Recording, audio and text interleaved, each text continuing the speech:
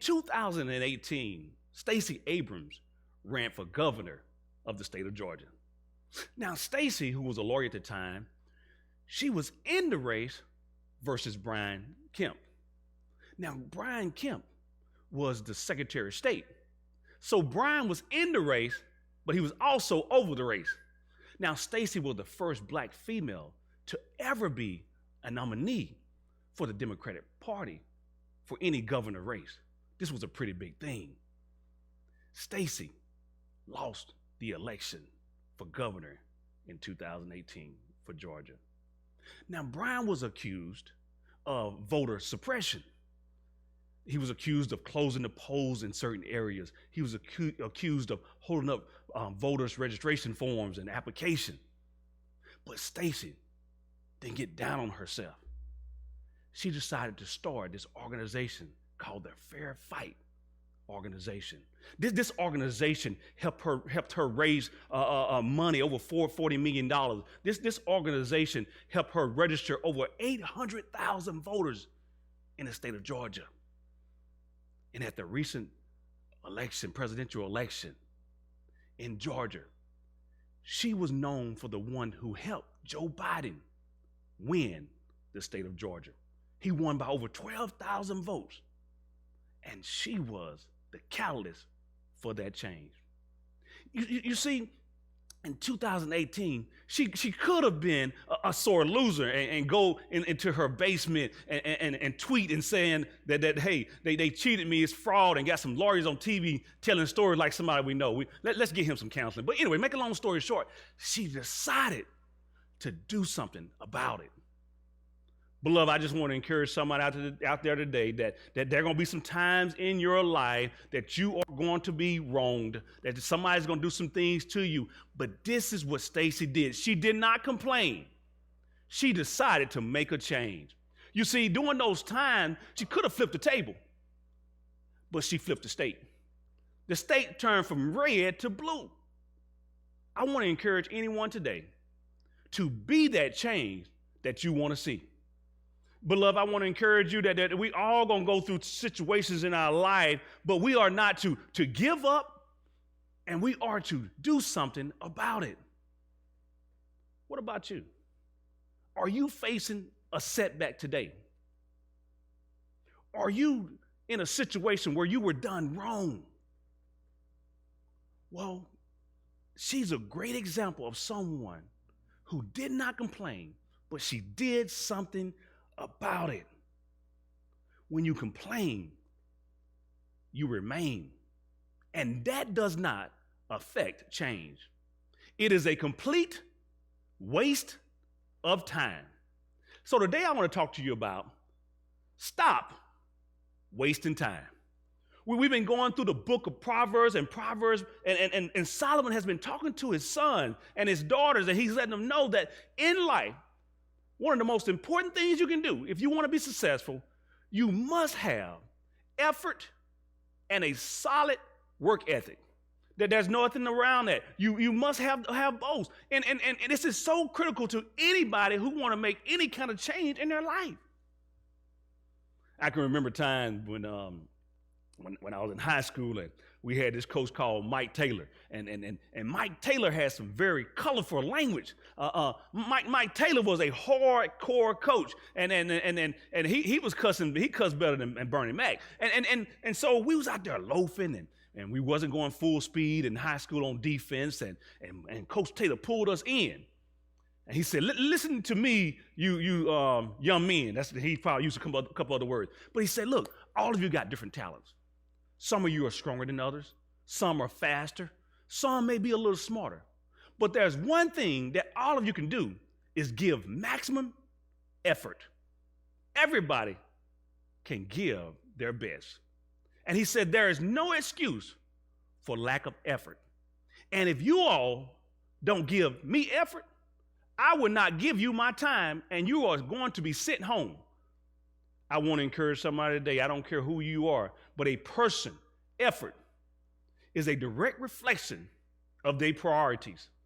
And we must look at that. And so if you would, ride with me right now. Solomon is teaching his sons, his daughters, in Proverbs 6 and verse 6. And this is what he said. King Solomon has a word for lazy people. He said, go to the ant, you sluggard. Consider its ways and be wise.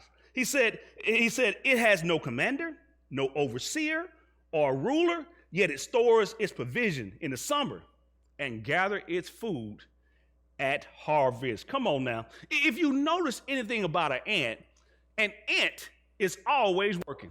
An ant is out there, he's sitting out there, he's carrying food 2 to 3 times his size. He is taking the food to the queen. Come on now. And then an ant in the summertime, he ain't got time. I have never seen an ant check their Instagram. I have never seen an ant be checking their posts to see how many likes they got. An ant is out there working, and they're working together because in the summertime, he's trying to build his bed and give a little AC and some beds for his kids. And if you look at it, that's what we should do in life, is take up the same concept, because it's always a time to work, and it's a time to play. I remember Emily, not long ago, I was sitting in my yard. My neighbor was talking to me, and all of a sudden, my neighbor started tap dancing, and then he started just taking off his clothes, and I was like, man, you want some ones? I took some ones, I just threw them at him, and he had stepped into an ant bed. And look, the funny part about it, he had them old white Fruity balloons, them tighty whities on, and anyway, that ain't got nothing to do with it. Enough of that. Here's my point. That was a story about an ant and a grasshopper. This fable depicts the actions of an ant, and it was in the fall, and this grasshopper who had a violin, they came to the ant family and said, please help me, I am starving, can I have something to eat? And all the ants looked at him and said, wait a minute, what were you doing the whole summer? And then the grasshopper said, during the summer I was making music, and before I knew it, the summer was over. The harvest was gone. And the ants and the family looked at him up and down, and they said, you was making music, huh? Well, now dance. And they stopped. They turned around, they walked away. Here's my point for that whole fable. There's a time to work, and there's a time to play. Stop wasting time. There is no excuse for lack of effort, and there is no law against effort. There's no law against working hard. It says in verse 7 that they didn't have no chief supervisor. They didn't have anybody watching over them, no ruler, because an ant don't need someone standing over them for them to do their job. I want to encourage you today, if you got to watch somebody and make somebody do their job, that's too much work on you. You got to do your job and make sure they're doing their job. And Solomon's saying we need to consider the ways of an ant. These ants had inner motivation, and too many of us in America just lack motivation.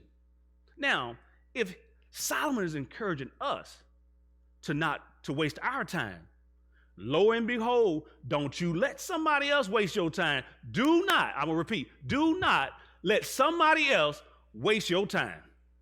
Solomon is encouraging us to, hey, because this is the deal right here. Okay, some of you may ask, well, Pastor, how do I know if somebody is wasting my time? Well, I'm glad you asked that question. If a person's words don't line up with their action, that's wasting your time. Come on now. If the words don't match the actions, then that means that situation is out of alignment. And in your life, you got to ask yourself, who is wasting my time? And you reflect back on the words that they use and their actions.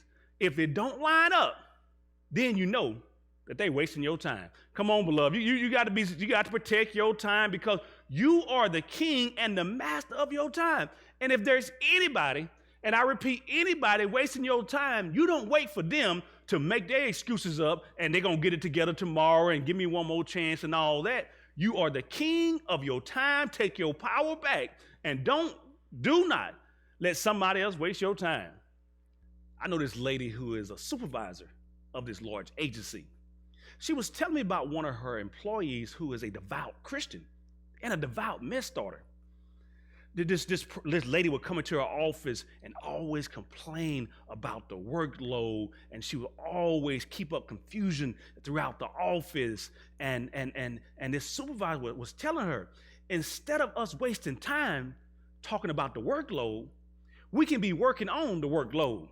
And she encouraged her to go out there and do the work. And it kept going and it kept going. And the supervisor told her, now you do know that you can resign if this is too much pressure for you. The lady took her up on it. And the next week, she turned in her letter of resignation. And everybody was excited. But 3 days later, she recanted. And she changed her mind. But this supervisor said, we are going to uphold your resignation because we got to do the best thing for the agency.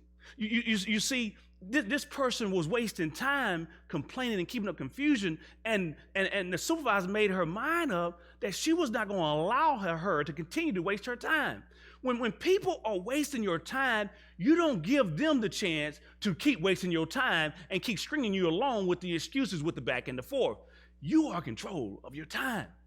I want to encourage somebody right now. Don't put your happiness on hold. You grab a hold of your time and you understand that you are in complete control of it. She made a decision and she realized it was an alignment decision. And what I mean is that her actions and her words were not aligning up. And anytime in your life, you don't get out your feelings and get away from your emotions and make an alignment decision.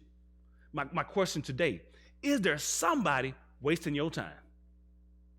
Think about it and don't get emotional about it. And ask yourself, is it aligning up? And if it's not aligning up, you send them to Goodyear. You send them to Midas. You send them somewhere else because this is not working for you. And not only in the business world now, even in your personal life, you got to take your time back. Look, time is a luxury. I'm going to say it again. Time is a luxury. We don't know how long we're going to be here, and this luxury is something we can't get back. Somebody take my car, I can get that back. Somebody take some money from me, I can get that back. But I cannot get my time. Do not, and I repeat, do not let somebody waste your time. Solomon said this is very important and critical that you don't waste time. And lo and behold, I be dang sure that I ain't going to let somebody else waste my time, beloved, because I am in control of my time. Do not let other people waste your time. Now, this is not only in the business sense of it, this is also in your personal relationships. I've learned in life that you can never be the right one to the wrong person. You can never be the right one to the wrong person. And people in your life will waste your time and drag you along and string you along with excuses as long as you allow them to.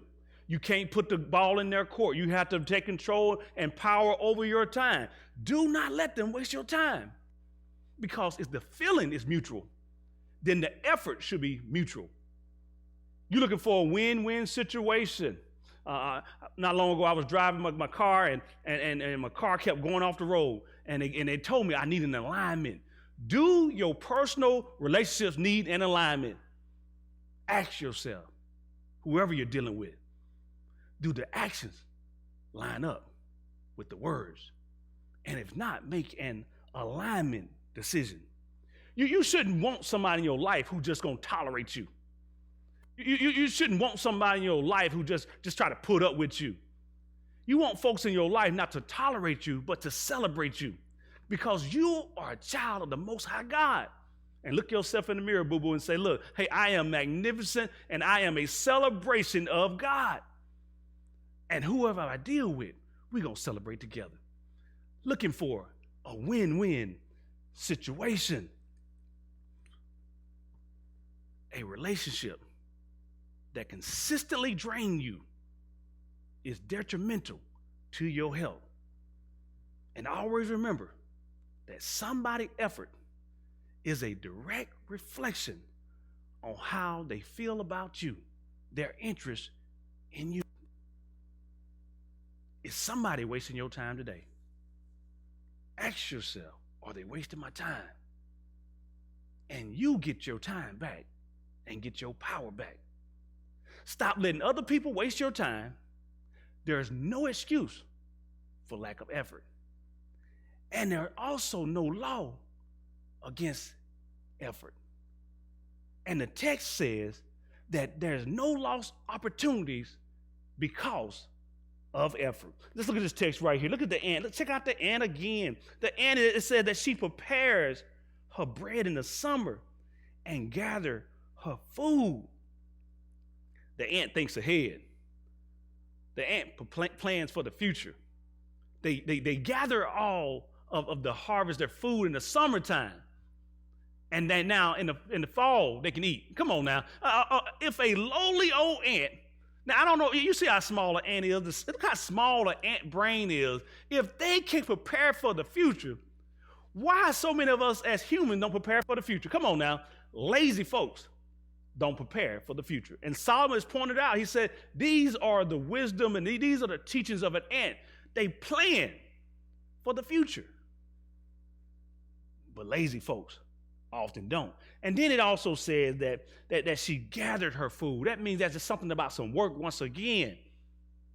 And last but not least, the Bible points out that these ants don't lose opportunities.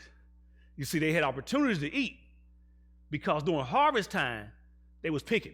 I'm gonna say it another way. They was using their time wisely. While they was in class, they was doing their homework, they was doing their assignment. While they had a good man, she was treating her man right. While he had a good woman, he was treating this woman right. While they had opportunity, they was taking advantage of their opportunity. They wasn't trying to pick in November. They was picking during harvest time. And God is saying that we need to use our time wisely. If you look in the book of John 9:4, it says, as long as it's day, we must do the work of him who sent me. Night is coming when no one can work. And God is saying, hey, there's a window of opportunity in different areas of your life. Take advantage of that opportunity. Because if you take advantage of the opportunity, other opportunities will come. These ants have a can-do attitude, and we can learn from them. Because if we use the principles that they use, we will have unlimited possibilities in our life. Remember Stacey Abrams, I was just talking about how she was a big influence, and Joe Biden winning the state of Georgia and winning the presidential election. Now, she has countless opportunities to be in Joe Biden's cabinet and other opportunities in her life, only because when things did not go her way, she didn't get down on herself. She decided to be the change that she wanted. The same thing in your life. When you get knocked down, when you get yourself up and you try again, when you're doing things with great effort like the ants, when you're preparing for the future, there will be countless opportunities in your life.